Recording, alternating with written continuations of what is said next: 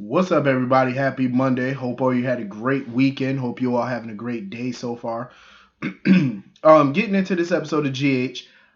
Um, Michael needs to calm his ass down because he's about to start some shit. I'm telling you, he keep up this attitude. He gonna write a check his ass can't cash because he's doing a little bit too much. He getting a little too big for his britches. He need to calm it down. You up here, Michael. You at a 10, you up here. I need you to drop it to a 4 or a 3. Drop it down, son. I think he doing too much. Carly keep trying to warn him. This is like the third, fourth time Carly and I had to warn him about his mouth and his attitude towards Miss Wu. Calm it down. Like, that woman is not to be played with. You know what I mean? Like, the way he spoke to her before, trying to, come hard at her, like, oh, I'll protect my family. This you better simmer down. Simmer it down. You need to turn the heat down a little bit on that pot. You better turn it down some. Turn it down a couple notches, sir. Cause I'm telling you, Miss Wu only allows him to go but so far. You know what I mean? Like, the only reason she ain't come at him is because of her alliance with Sonny. And even Sonny was raising his eyebrows when Michael told him that he made it clear to Miss Wu that he'd protect his family at any cost. Sonny was raising them eyebrows like, calm down. Because Sonny is a thinker. When he wants to be, he's a methodical thinker. He knows that starting a war with Miss Wu is not the smartest thing to do. You know what I'm saying? She's been a great ally to him, and he wants to keep the peace. He still got Cyrus over here. I'll get on that nut in a fucking minute because he had me dying. Uh, but he got Cyrus over here. You never know what Cyrus is up to. Now he's making phone calls to Sonny and stuff, taunting him and all that. So Sonny got to be on guard with him. The last thing he needs is to worry about Miss Wu. That's the last thing he needs. And the way Michael is acting, you're brewing a war right now. This alliance that they got with the Wu organization is starting to crumble if they keep up these shenanigans. But then again, I don't know what Miss Wu got up her sleeve either, because I don't know what she's up to with this Brad nonsense. But I could feel something is about to happen between her organization and Sonny's, and it's not going to be good if it keeps up the way that it's going. Because Michael think that he big and bad. Like I said before, I respect the fact that Michael stands up to people. He doesn't back down. He don't give a damn who you are. I like it. I respect it. But sometimes you got to pick your battles too.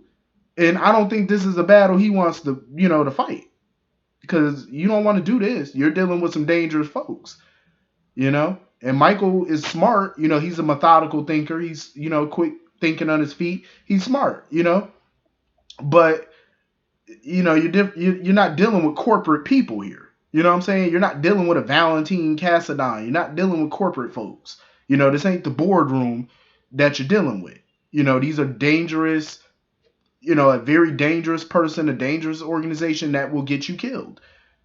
She can do a lot of harm to your family with the snap of a fucking finger. You might want to calm it down. Take a chill pill, relax yourself. I did like the scene though with Lisa and Carly and stuff. How Lisa was giving Carly her condolences. I like seeing Carly and Lisa in scenes, but I got a feeling it's gonna heat up between the two of them as this Nina situation progresses. Because Scott pretty much was at his wit's end with this defense because he felt like he needed something. You know what I'm saying? Like, he had to get these fraud charges, all that stuff. He's trying to get that stuff dismissed, but he's having a hard time doing it. He needs a proper defense of Nina. And Lisa may have given him the smoking gun when she mentioned that, Sonny and Nina had a thing in Nixon Falls. And he feels like he can explode, he could use that. Scott feels like he could exploit that to his benefit and to Nina's benefit. So of course, he confronted Sonny at the table and stuff like that. And Sonny had this confused look on his face, like, what the hell are you talking about? He was going over there basically trying to tell him, we gonna, see right through your bullshit or whatever, or the DA gonna see through it or whatever. Sonny had no idea what he was talking about. Sonny was just as confused as ever. He was like, what the hell is wrong with him? But Lisa is worried about Nina and how this is gonna affect her when this all comes out.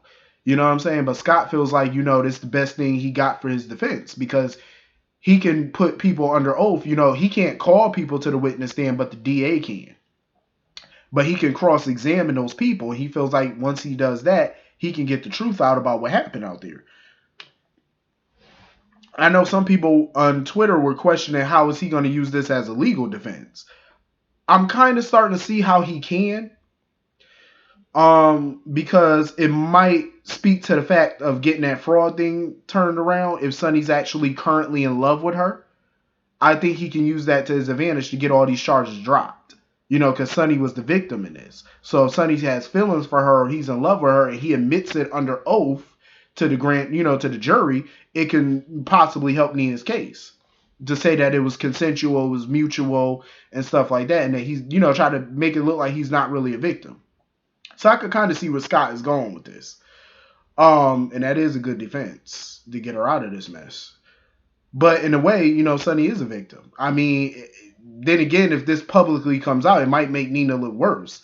Because not only did she lie to the man about who he was, you were sitting there trying to have a romance with him, knowing he had a wife and children out there and grandchildren. You knew this stuff. And it kind of looks like it's predatory. You know what I'm saying? It kind of makes Nina look like a predator. So I don't know if that's the defense he wants to go with. I mean, it's a 50-50 chance it might work. But it also might backfire and make her look like a predator. I'm just saying. Like she preyed on this man or something. So I don't know. Scott might want to rethink it. He might want to make sure he fine-tunes it to make sure it goes into his favor. Do something because it ain't looking good. So, anyway, I have a feeling that he's going to try to put Phyllis on the stand and stuff. He's going to try to get the DA to call her or whatever. They're going to try to get whoever they can to understand because he wants somebody who is in Nixon Falls or who knows what happened in Nixon Falls to testify and stuff to help his case. So anyway, moving on from that, Nina was pissing me off. Like when she came into Charlie's and stuff like that, and she was asking, Sonny about Peter and all that, asking, oh, are you going to get rid of Peter or whatever? She was like, oh, the Mike I know from Nixon Falls or whatever, the Mike from Nixon Falls would never kill or whatever the case. I'm like, homegirl, he is not Mike. Granted, yes, Sonny has come back a different kind of person, but he's still Sonny at the end of the day. He's still in charge of a criminal enterprise. He still kills people when he has to. That has not changed. He's just a bit more mild-mannered. You know what I'm saying? Like, he keeps his temper more in check nowadays. But that doesn't mean he's not going to kill people when he has to or when he deems it necessary. You know what I'm saying? He still has that violent streak in him. So Nina, she's weird. It's like, I feel like she's not in love with Sonny. She's in love with Mike. That's what I've always said about her. She's in love with that. Like, she wants Sonny to be something totally that he's not. And I'm all for growth and change and whatever, but it's like he's never going to fully be Mike. He might have traits, character traits of Mike here and there that he picked up from his time in Nixon Falls, but fully reverting to that type of person, I don't think he ever will. You know what I mean? He wouldn't. I don't think he would. So she needs to get over that. Are you in love with Sonny or are you in love with Mike? Because something tells me you're in love with something that's not real. You know? It just makes her look a little batshit crazy. It's like, calm down. He's not the man that you want him to be. He ain't the man you think he is. So chill out. Phyllis basically was trying to encourage Nina to face her feelings because she feels like she's in love with him or whatever. That's how Phyllis thinks of Nina, that Nina's still in love with Sonny or whatever. So she told her, she was like, I'm not telling you to go after him because he's a married man. You know what I'm saying? I'm not giving you the green light, but don't, hold your feelings in, like spit it out, don't let it fester. You know what I'm saying? Put your feelings on the table. Don't run from them, confront them, which I agree she should. Because that's the only way to fully move on and have peace. Some type of peace. But we all know it ain't going to be peaceful. It ain't going to be kumbaya because Carly ain't letting go of Sonny without a fight. Ain't no way in the world. She just going to sit back and let Nina have him or he go to her. She going to try to fight about it. And Carly going to be pissed when all this comes out. Ain't no way in the world. Carly ain't letting this go down. It's not gonna happen, Captain. Um. So anyway, Laura done went to the prison to go see Cyrus and let him know that she's coming home and that she's not gonna be intimidated by him. This fool sitting here talking about how he had pneumonia and he found Jesus. He saw the light and he now has a higher power. And talking about how he gonna pray for her. Listen, sir, if I was Laura, I would have told him, I do not want you praying for me because I don't want none of that voodoo witchcraft that you pray. I don't want that on me. I don't want that voodoo witchcraft on me. You know what I'm saying? Like, I don't want that. I don't want none of your evil spirits on me when you pray for me. Please pray for yourself. Don't pray for me. I wouldn't want none of that voodoo on me. No, sir. He was sitting there talking fool. Like, all of a sudden putting on this whole act about, oh, I found religion. I'm reading the Bible now. I'm surprised if he picked up a Bible and that Bible did not burn his hands. I would be shocked. You picked up a Bible. What Bible verse did he read? Corinthians, what you read? That man is crazy. Thou shalt not kill. Thou shalt not steal. I mean, you done all those things, so you done broke all the damn commandments to last you a lifetime, I suppose. Like, he basically kept denying that he had anything to do with what happened to her and to Martin. You know, he was like, he's not the threat. He was like, somebody else is trying to, you know, sow discord in your garden. You know what I mean? So, you know, Laura wasn't buying it. She was not buying none of his act. But come to find out, it looked like Cyrus may have been telling the truth. Because Victor is the one who planted that. He's the one who did all that.